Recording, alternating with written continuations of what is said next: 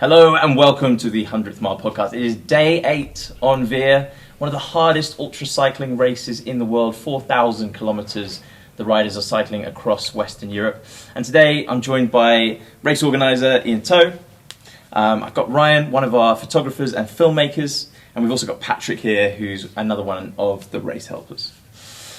Lots and lots to look forward to. We are in a really exciting point of the race. We've gone past halfway, certainly in duration and distance. And they're crossing the Alps. Things are changing. So Ryan's actually been up there today with Torino, who was on the podcast a couple of days ago. They've been checking out just what the riders are going to experience. They've seen a few of them go past, so you get to see that later. Also this morning, I got out with Marc, who's in the top 5, and I chatted to him about how his race was going. There's plenty of other features. Obviously, Ian's going to give us another fascinating fact about Hannibal.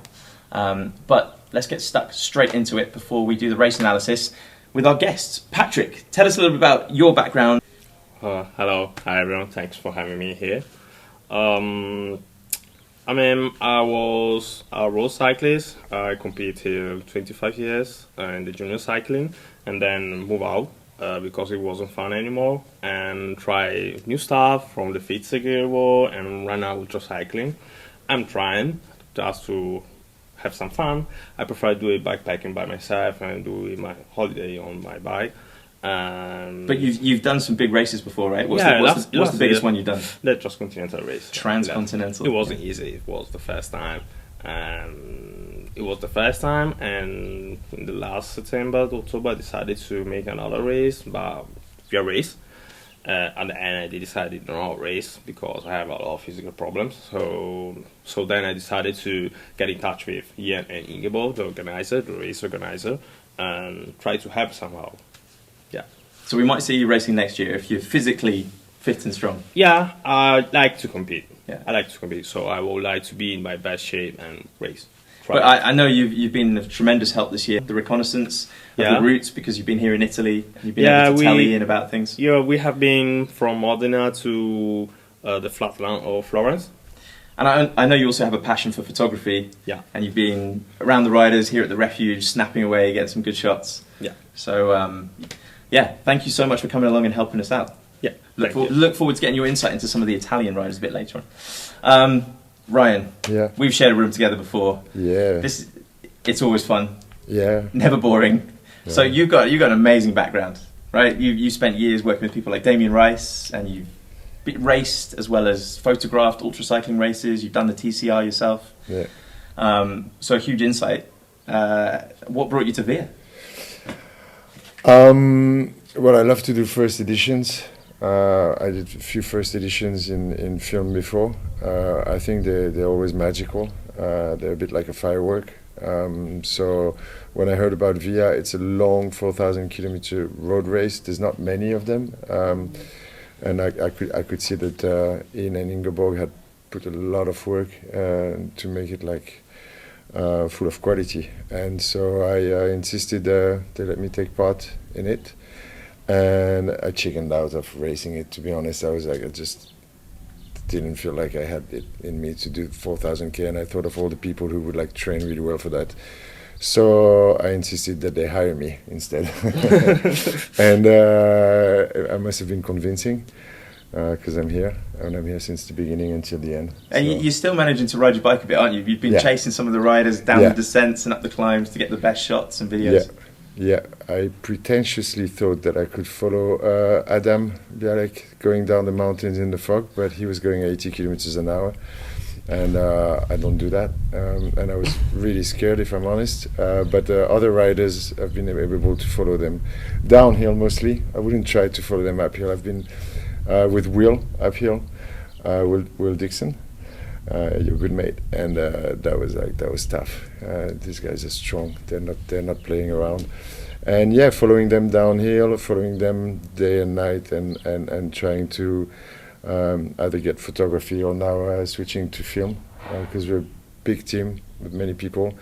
That's one of the reasons I'm so excited to chat with you now, because you have been in the thick of the action. We're often just hiding away, doing some editing, working on the podcast, but you've been out there with the riders. You've been seeing them, speaking to them, and you've experienced some amazing things. So give us some of those anecdotes out on the road, the most memorable things over the past week for you. Yeah, like sometimes you get like maybe 5 minutes, to take pictures or film them a little bit.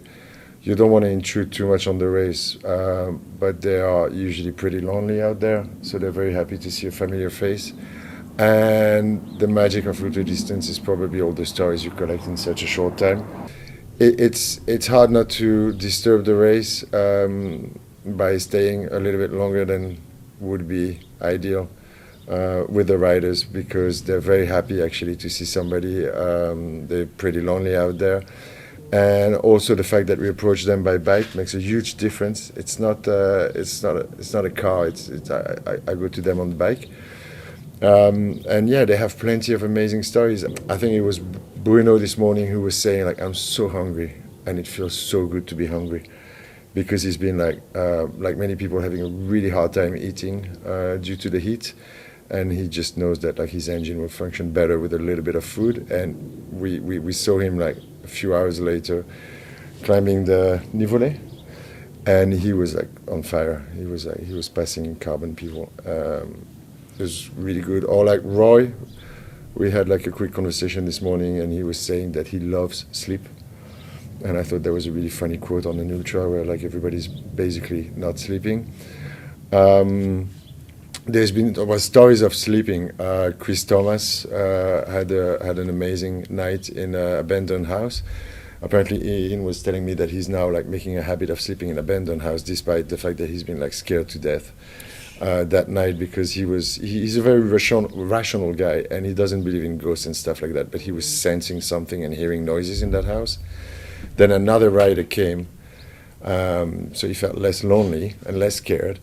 But suddenly at 4 a.m, there's a massive light coming down the stairs, and they see Christian with his bike, and Chris is like, oh, that's the ghost. And then Chris just has a moment of questioning, why did he sleep upstairs? Why did he bring his bike up the stairs to sleep upstairs? Like, is it like where the bedroom was and he knows it? So from now on, we shall refer to Christian as the ghost of Christian. There's many stories like this. Chris Thomas was hilarious. Who else? He's obsessed with Ervind, that he thought was named Ivan. So he named him Ivan the Terrible, because Ervind, the Norwegian rider, actually sleeps like 8 to 9 hours per day, and then hammers at 30k an hour. So basically, Chris sleeps 3 hours, eats on the go, does everything that you're supposed to do in an ultra, only to see Ivan the Terrible pass him every day at 12. And Ivan, like, I'll call him Ivan, he slows down, he has a little chat, and Chris gets a little bit annoyed and says like, come on dude, like just go on your own pace. It's constant mind games, isn't it? Yeah, well, I don't even know if it's mind games. I think that Erwin is just chill. As he said, he's on a holiday. And I think what's interesting, they've kind of settled into a rhythm, and there are bands of riders out there, and they overtake each other. One might sleep, and they just keep seeing each other when they get to the refuges.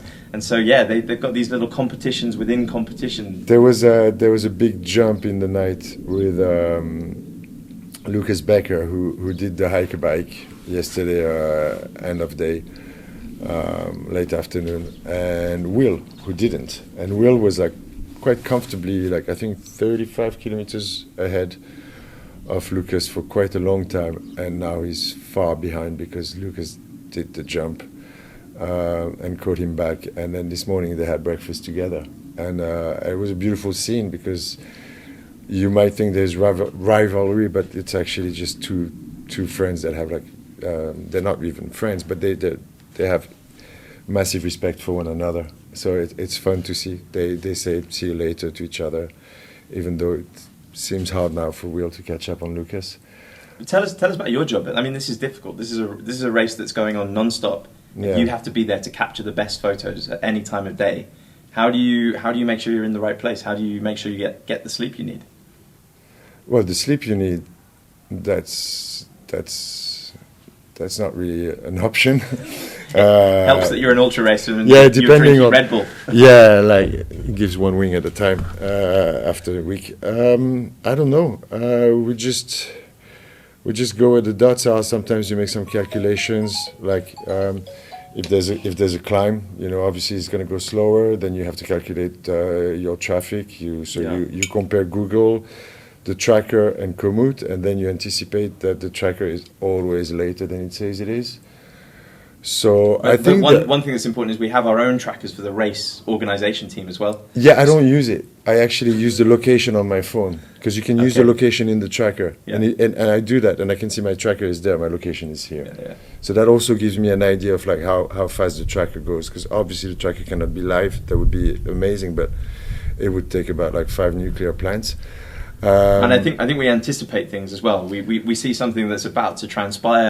Yeah, for instance, yesterday we missed Lucas. We drove with Katarina, and she's a rally driver. She's fast and stuff. But I told her, look, like we're not gonna break the law to get one guy hiking his bike. So we arrived at the bottom of the climb, and it's a part where there's no more network, so you don't rely on anything else than just like just guessing. So we started climbing because we knew that we were behind him, and then I started asking people who were coming down trekking, like, have you seen a guy with a bike? And they were like, oh yeah, we've seen a guy with a bike. Like, what's wrong with him? And then we were like, how long ago was it? And first it was like 2 young girls. They were like, I don't know, 15 minutes. And then it was like 2 Italian dudes, and they were like, wow, that was 30 minutes. And then we had like a Ukrainian man who told us like, you're never gonna catch him. And we were like, oh yeah? He was like, yeah, because he's got a bike. And so we didn't catch Lucas, but we had other things to do there. The parcours, this hiker bike section is a key point of the race. Riders are obviously not forced or encouraged to take it, but it's a huge shortcut. And according to some specialists, it's not really that hard of a hiker bike. I had to do half of the hiker bike with my bike the night before with Eduardo, a photographer, and I hated it. And I would never do it. I'd rather do 100K extra in a mountain. But many riders will try and take this shortcut, and they will save them a lot of time. Well, we'll come on to that in just a bit. And I think it leans into a bigger picture, doesn't it? I mean, it's great that there's so much cool stuff going out on social media, but a big part of your job is to be here to be capturing these stories for a film. Yeah. And that is the idea. At least one film. This whole race, this dramatic experience that is unfolding, will be captured and brought to life later on with the footage that you and some of the other filmmakers are capturing. Yeah, a lot of great footage from Antoine Bernet, who shot like the whole Spain part, and France, as I could like literally focus mostly on pictures. And now I'm switching to the film, and it's a collective film. That will be edited by Fanny Bensoussan, and Calvin also is a big part of it. You're a big part of it, obviously, and yeah. Well, we hope you all look forward to seeing that when it comes to fruition. Eventually, so stay tuned. It is time for Hannibal's segment of the day with Ian, which needs the proper introduction. Over to you, Ian. Hannibal's segment of the day. So, after Hannibal sacked Torino, as it used to be, which was the main town of the Torini tribe in this area around Turin, he carried on to the river Trebbia, where he fought the Romans. Now, at the river Trebbia, it was his first great victory. I won't go into any detail about it, but suffice to say the Romans were roundly thrashed in the first major battle of the Second Punic War. All the elephants died, though. All the elephants but one. According to legend, Surus, the Syrian elephant, survived the cold winter snap and went on to take Hannibal through the Arno marshes. We don't quite know how long Surus survived, but he survives with a name, the only named elephant out of the 38 which came from Cartagena in Spain. There we go. Cyrus, the mighty Syrian elephant, I believe, as well, wasn't he? Correct. Let's jump into the race and where everyone is. Patrick, who have we got on the lead, and what's changed since yesterday? We have Adam Bialek, is far ahead. Is in the middle of the Tuscany, Siena, where we can find the Strade Bianche. You have Lucas Becker, is approaching the Tuscan region. Is going to the gate number 9. Is between Tuscany and Emilia-Romagna. Is a long climb, but is far away. So I think the first position, second position is already decided. And we have Bruno is really going really fast from yesterday night, and then we have Will Walton, and then we have Rob Roy Cameron. Just one thing about Will, he mentioned that like he had never stopped that long, so he might like refresh a bit. He might be he looked quite good on the climb. We saw him just before his U-turn, and he looked very fresh. So I think he will fight. He won't give up the fight.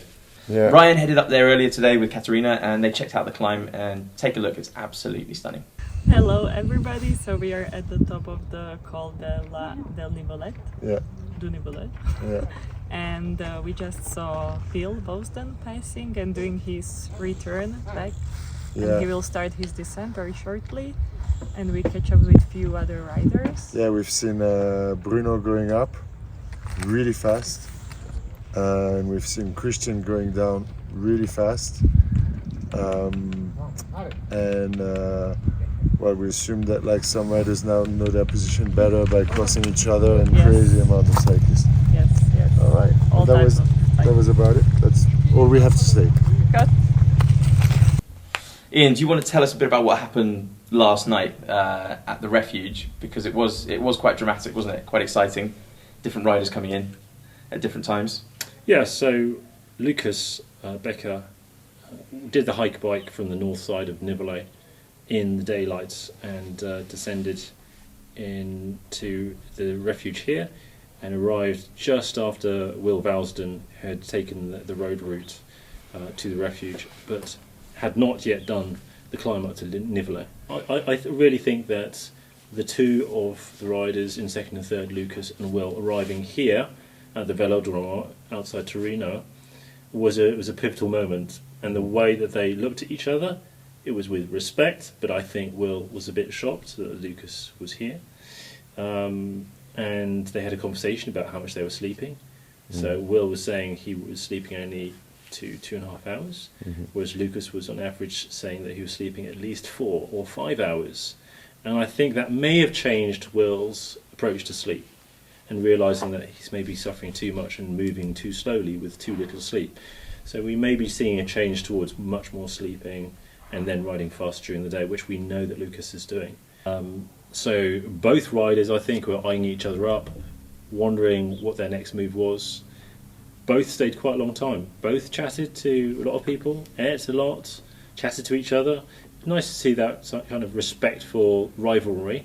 And both slept quite a long time. They didn't leave until about 5-6 o'clock. 5. Yeah. 5. Yeah. 5? Yeah, precisely. 5 precisely. 5 precisely. Thank you for the precision. Lucas is German after all. But what's really interesting is, yes, they're at the same spot, but they couldn't both carry on directly east, could they? Because Will had put himself at a disadvantage. He had to go back up north, up the Nivolet to hit that gate before he started heading east. Yeah, and as soon as Lucas had gone to bed, the heavens opened and we had a massive storm.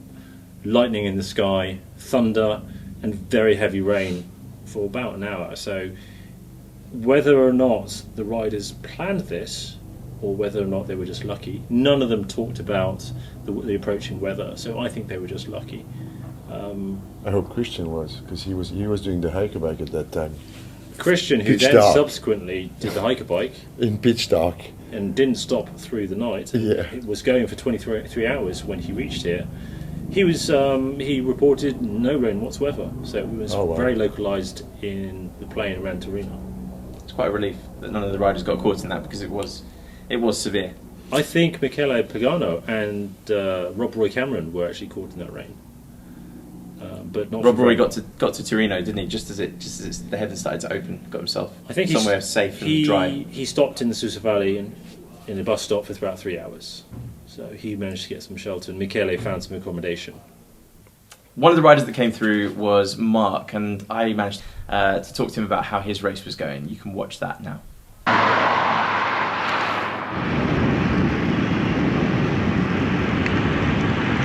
So I'm here with Marc this morning. He's just set off from Refuge 2. How you feeling, buddy? So far, so good. Jogging a lot of smack now, about 15 minutes. So he's moving quick. Must be feeling good this morning. Did you have a good rest? yeah, well, no wish, wasn't enough. But it is what it is. I can sleep somewhere else on the. It's never enough, is it, when you're doing a race like this? Yeah, precisely. You can get rest afterwards. So tell me, how's the race been going for you so far? Ooh. Oh, that requires thinking.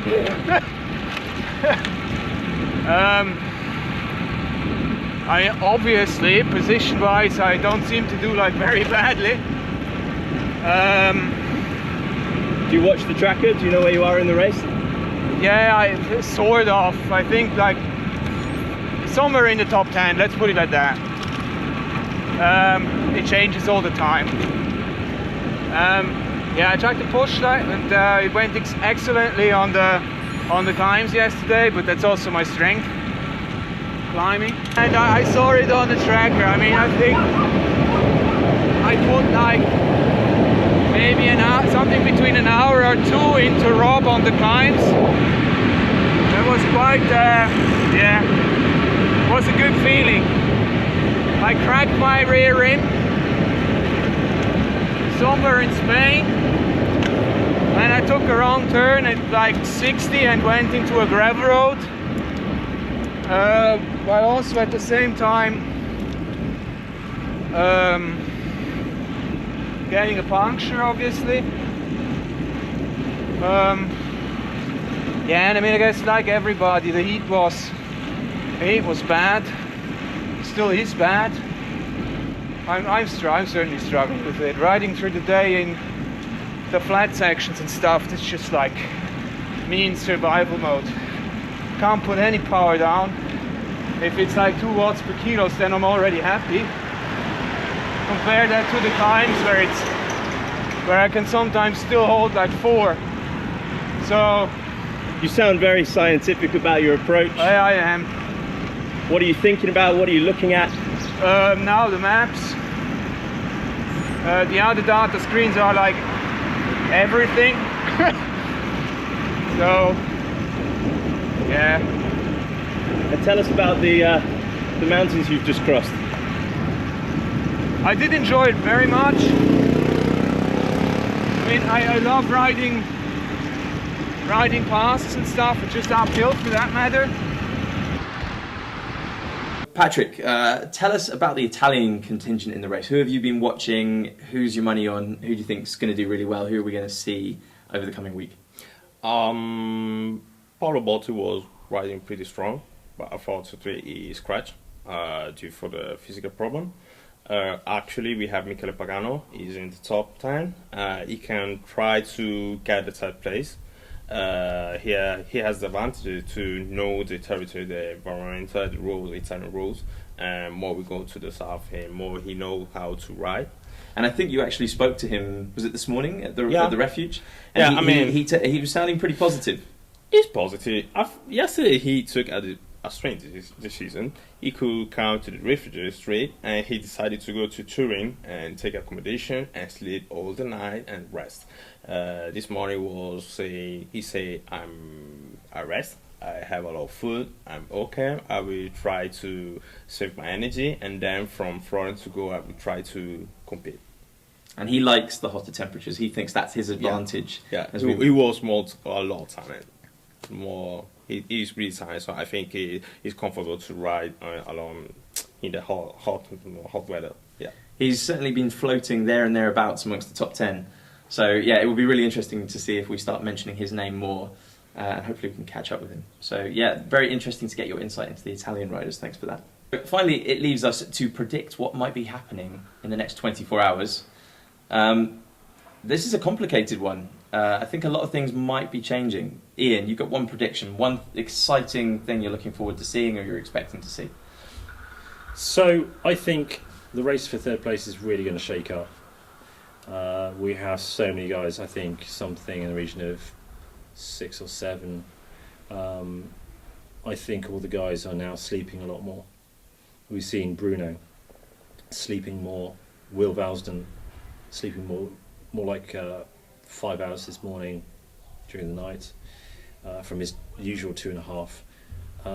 Rob has realised he hasn't been sleeping enough and has been really suffering on the bike, crawling along. Christian, I'm not sure he is in a rhythm, so he's just pushing and pushing hard.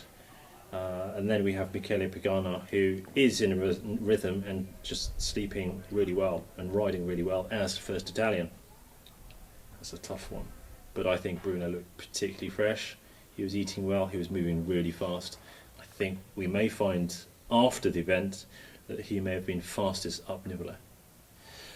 Interesting. Yeah, those looked stats will really be fascinating. And he was second in Mittelgebirge this year, ahead of Adam.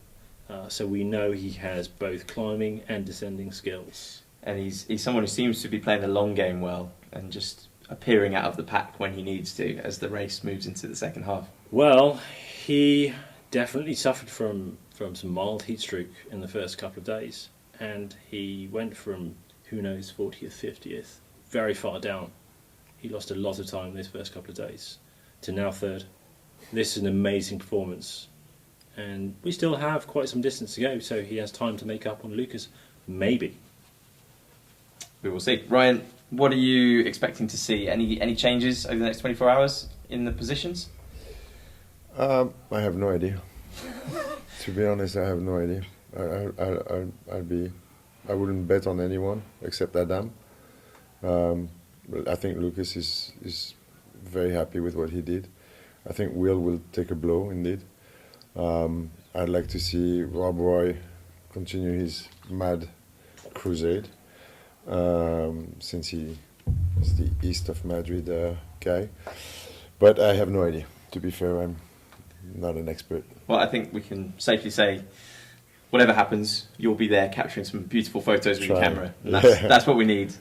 Patric, tell us, give us a prediction for one of the Italian riders. Do you think they're gonna accelerate themselves through the field? I mean, he's pretty strong. He has a lot of strength. Is it the second time he made ultra cycling race?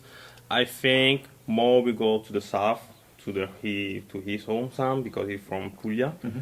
We're not far from Giovinazzo at the end of the race, and more is comfortable riding along that road. He'll get the home road advantage and the weather that he's used to.